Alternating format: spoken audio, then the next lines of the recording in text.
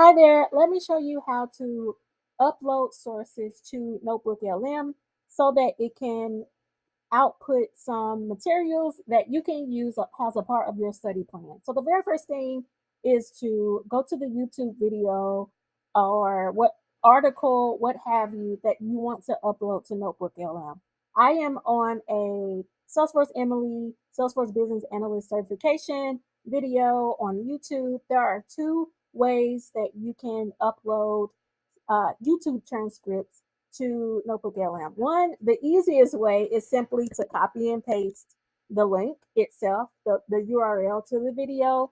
The other way is to scroll down under the description of the video, show transcripts, and just copy and paste the transcript. Either way works. I take the easier route and just upload the link, and then you want to go to NotebookLM and it's going to show you this screen after you have created a new notebook to add sources. And there are quite a few different types of sources that you can upload to NotebookLM. You can utilize your Google Drive. You can upload websites, links to websites, so things like blogs, different types of articles. YouTube, which is the link that I'm about to upload, and then you can you can paste in some. So that would be like the transcript that I'm talking about that you copy and paste over, or it can be your study notes, different things that you might not necessarily have a link for, but you can copy and paste the material into this notebook. So I am going to select YouTube and I am going to paste in that link and then hit insert. And it is in true AI fashion going to generate a summary. And then over here under studio, where we have the different outputs of what we have uploaded. So going back to sources for a second, depending on the plan that you have, you can upload multiple sources to one notebook. There are limits, and the limits depend on the type of plan that you have, but you can upload multiple types of sources. So maybe you have a couple of YouTube links, maybe you have some study notes that you took, and you can upload it all to this one notebook.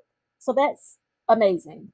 You can also interact with it in a typical chat sort of way. And then again, the real amazing thing that I like is having this studio that outputs a podcast. It can output video, a mind map, reports, flashcard, quizzes. I think it can also generate a study guide for you as well. So I am going to, just to test this out, just to click on mind map.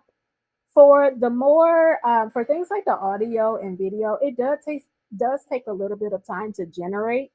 But once it does, I think all of the outputs allow you to download them, and then you can store them wherever you would want to. Like on with podcasts, I store them on my phone so that when I'm taking my walk, I can listen to it around the house. And as you can see, it output this mind map that you can click into, and it is pretty neat.